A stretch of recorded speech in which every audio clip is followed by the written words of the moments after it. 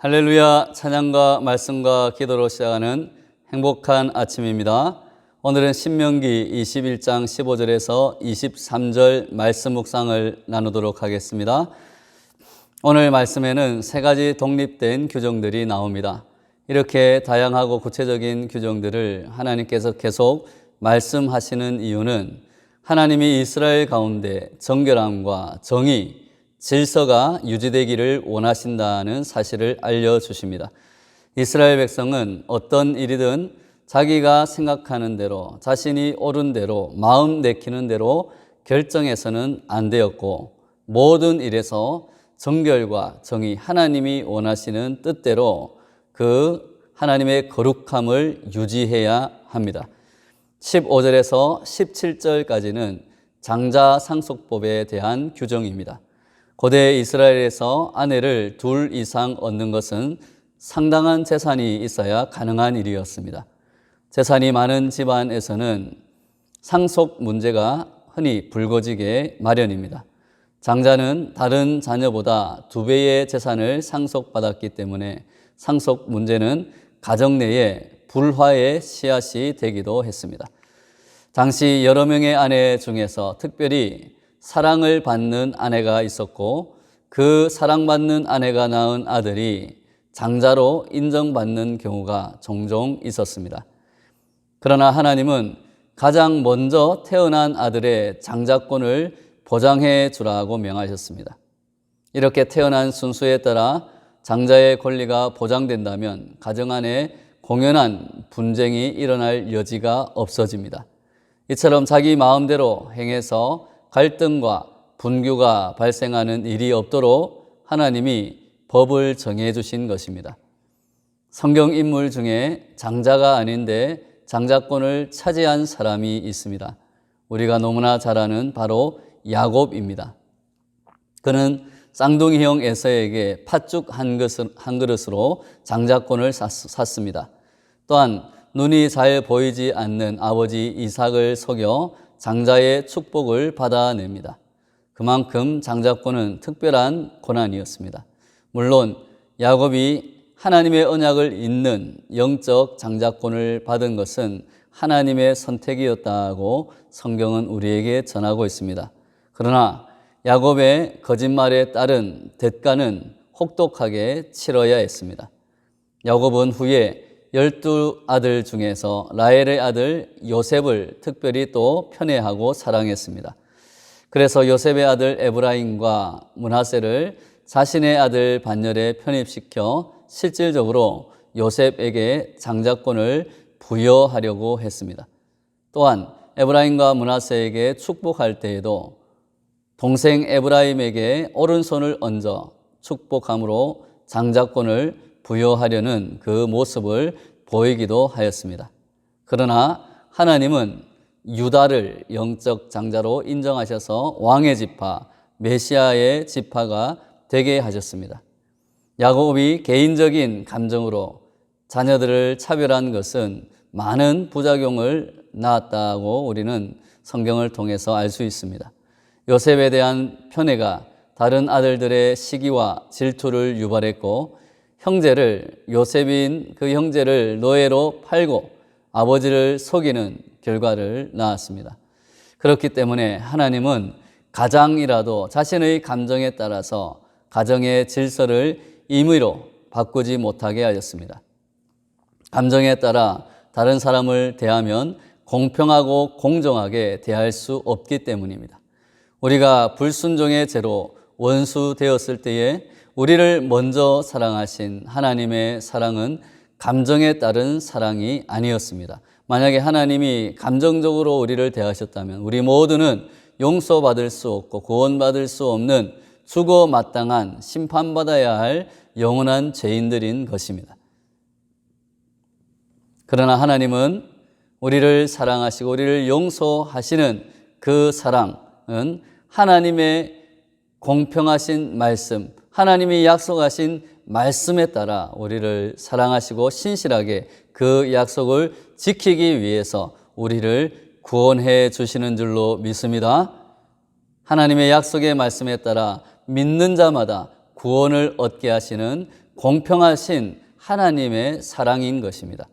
우리는 죄인을 구원하신 하나님의 공평하신 그 사랑과 말씀을 따라 사람들을 공평하게 사랑하는, 또 사람들을 공평하게 대하는 성도들이 되어야 할 줄로 믿습니다. 18절에서 21절은 패역한 아들에게 내리는 벌입니다. 하나님은 악하고 패역한 아들이 부모를 거역하고 하나님의 법을 어길 경우에 부모가 그 아들을 법정에 세워서 처벌을 받게 하라고 명령하셨습니다. 이 명령은 굉장히 충격적인 명령일 수 있습니다. 아무리 아들이 부모의 말을 거역하고 방탕하게 산다고 해도 그 아들을 죽게 하는 부모는 거의 없기 때문입니다. 하나님이 이렇게 인간의 본성을 거스르는 충격적인 명령을 내리신 것은 이스라엘 공동체가 죄를 철저히 경계하여 거룩한 공동체가 되기를 원하셨기 때문입니다. 하나님의 거룩하심과 같이 이스라엘 공동체가 거룩하게 되기를 바라시는 하나님의 마음이 얼마나 간절한지를 이러한 명령들을 통해서 우리는 발견해야 합니다. 하나님은 엄한 율법을 통해서 이스라엘 백성이 죄를 멀리하기를 간절히 원하셨습니다.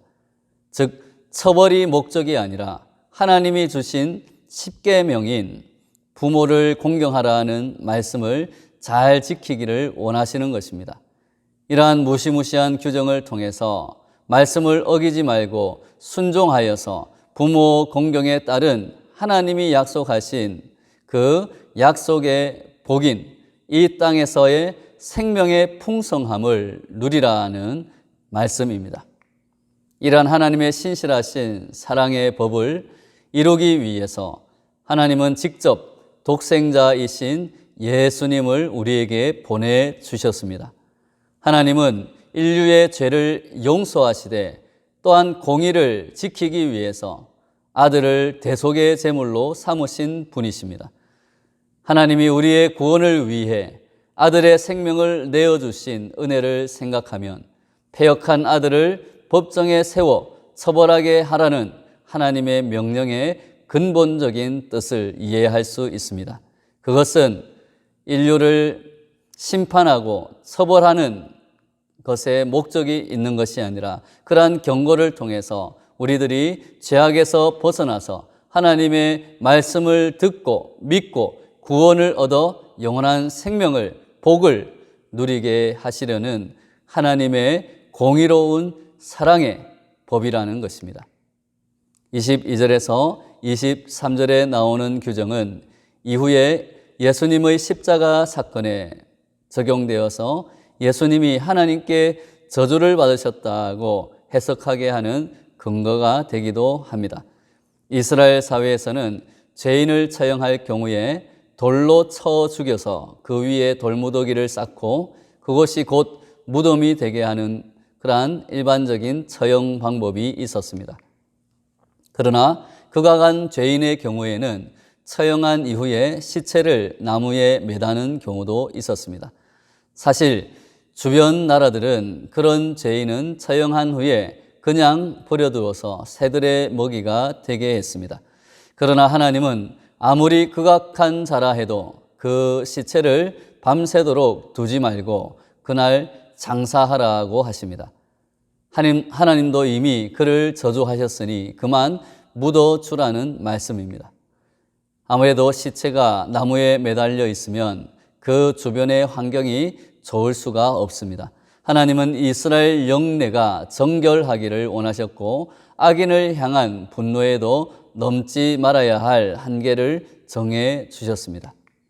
오늘 말씀에서 하나님이 이스라엘 가정과 사회에 주는 세 가지 규정을 통해서 우리는 아버지라고 해서 아들의 권리를 마음대로 행해서는 안 된다. 또 아들은 부모에게 마음대로 행동하지 말고 공경한 마음으로 대해야 된다. 그리고 만인의 공분을 살 만한 악한 자를 처형할 때도 분노를 무한정으로 표출하지 말고 그 시체를 빨리 묻어 주어야 한다라는 사실을 배울 수 있습니다. 이 규정들은 모두 그 공동체의 질서와 정결함을 유지하기 위해서 꼭 필요한 규정으로 하나님이 주신 것입니다. 우리 성도들은 이러한 하나님의 뜻을 헤아려 우리가 속한 가정과 교회와 사회 가운데 하나님이 명령하신 질서와 정결함이 유지될 수 있도록 감정을 절제하고 정결한 삶과 또한 공의로운 행동을 이어가야 할 것입니다.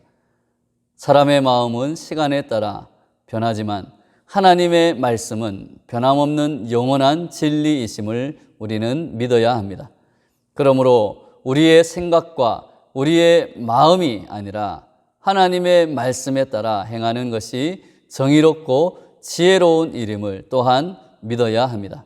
사랑하는 여러분, 오늘 하루도 하나님의 말씀에 따라 공의와 정의를 바로 세우고 예수님처럼 사랑으로 행하는 저와 여러분이 되시기를 예수님의 이름으로 축원합니다.